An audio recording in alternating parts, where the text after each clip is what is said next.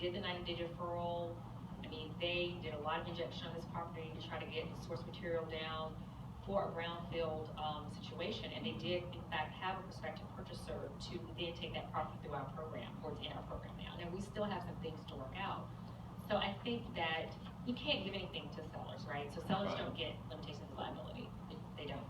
But I think that, you know, with the tools that EPD has at their disposal now, I think the relationship is a lot better, and it's even more conducive for sellers to get things done through a streamlined voluntary remediation program versus the traditional state super fund. But for most of these properties, like John said, they're sites that are not on the hazard sites inventory. So. Right. But they work hand in hand. I'm working on one now where it's of course, a shopping center with a dry cleaner.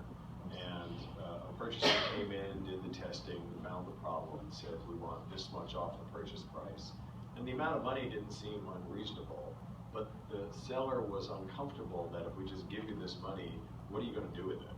And we might have been able to deal with that contractually, but they ultimately said, deal's off, we're going to deal with it. So, you know, what they're doing is they've taken the deferral that you talked about to fix the problem so they don't get listed, but they're also making it brownfield ready.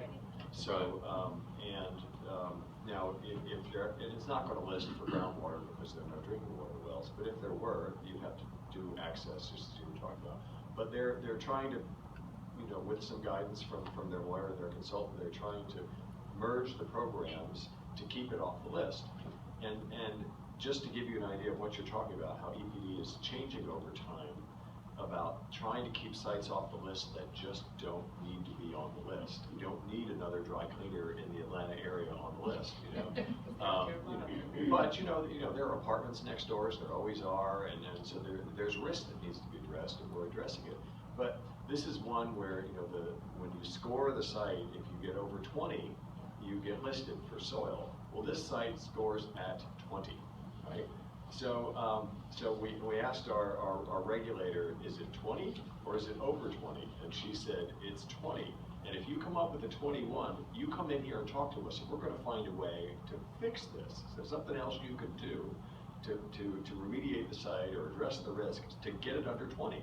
Because they don't want another dry cleaner. They don't want any more sites on the inventory because there are already enough difficult, intractable sites that they just don't need another one that you're willing to spend money on to make it commercially viable, and of course not an HSI site. So it's a whole different, it used to be so much more cat and mouse, adversarial, hide the ball, I mean, whatever phrase you want to use. And it's not all gone, but it's a whole lot better than it was even 5 years ago, and certainly 15 years ago. Yeah, we are interested in cleanups. Everybody learns from experience. Yes, yeah, we're interested in cleanups, and I think when you incentivize people, whether it's a seller or a purchaser, you get more done. That's great, yeah. And, I'm sorry, in terms of the brownfield tax credit, if I remember correctly, EPD's view is it doesn't matter who spends the money, it's that it was spent for corrective action. Right. So arguably, our buyer could use the money we've spent to cure this problem, keep it from being listed, and make it brownfield ready, and get a tax credit for it. Right. I won't try and charge them for it, but Of course. but mostly we just want to get it sold.